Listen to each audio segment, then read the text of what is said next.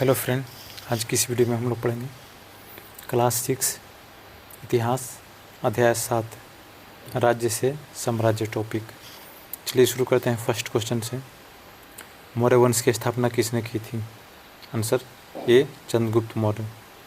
Next, Maurya वंश की स्थापना करने में किस बुद्धिमान व्यक्ति ने चंद्रगुप्त मौर्य की सहायता की थी? Answer B Chanakya. नेक्स्ट, निम्नलिखित में से मौर्य वंश के संदर्भ में कौन सा कथन सही है? एक, मौर्य वंश की स्थापना लगभग 2300 वर्ष पहले चंद्रगुप्त मौर्य ने की थी। दूसरा, साम्राज्य में बहुत से नगर थे जिसमें उज्जैन उत्तर पश्चिम और मध्य एशिया के बीच आने जाने का मार्ग था।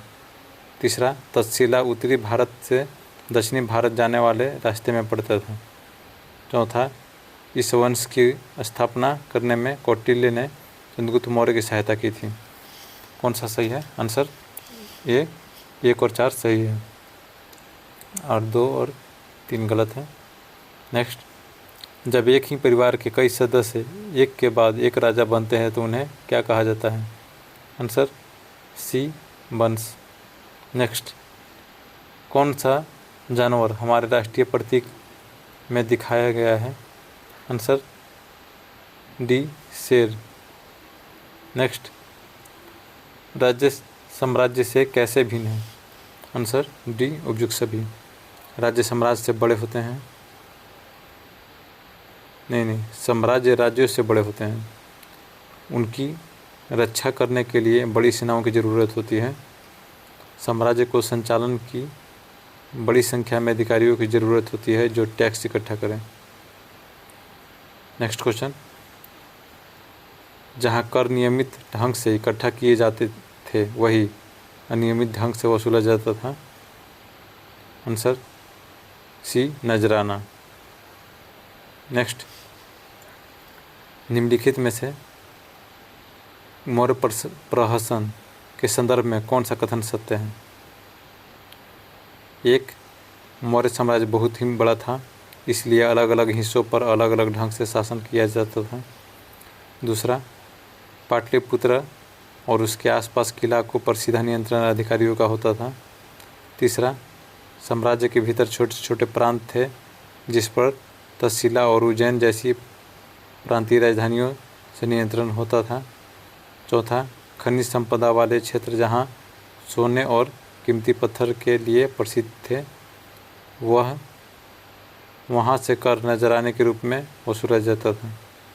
कौन सा कथन सही है? तो आंसर सी 1, 3 और 4 सही है, दूसरा गलत है।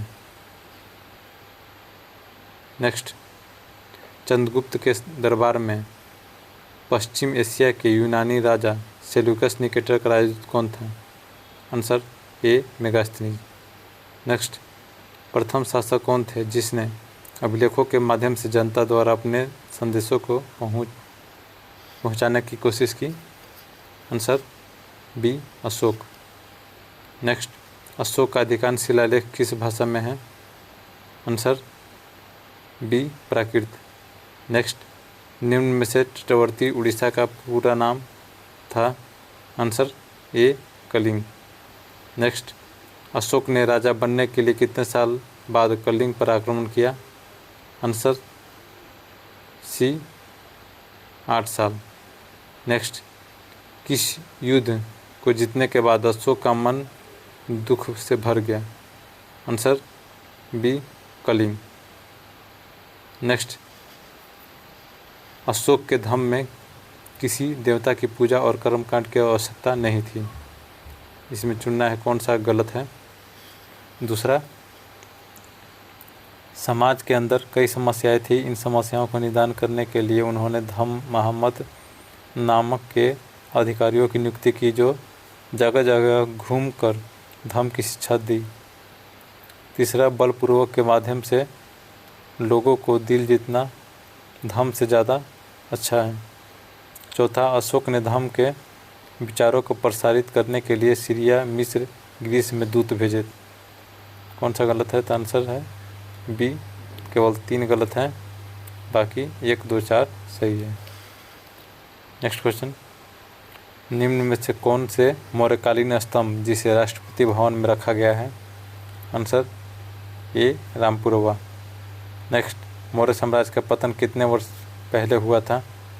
आंसर बी 2200 साल। नेक्स्ट, निम्नलिखित में कौन सा कथन सही है? एक, मौर्य वंश के पतन के बाद पश्चिमोत्तर में तथा उत्तर भारत में 100 वर्षों तक हिंद यूनानी राज्यों का शासन रहा। दूसरा, दक्षिण भारत में 2200 से 1800 साल पूर्व के बीच चोलों, चेरों तथा पांड्यों ने शासन किया। आंसर सी 1 और 3 सही है। नेक्स्ट, दक्षिण भारत में 2200 से 1800 साल पूर्व तक किस वंश का शासन रहा?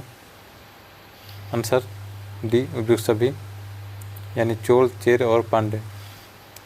आज की वीडियो में इतना ही। वीडियो अच्छा लगा तो वीडियो को लाइक और चैनल को सब्सक्राइब कर दें। मिलते हैं अगले वीडियो में अगले अध्याय के साथ। धन्यवाद।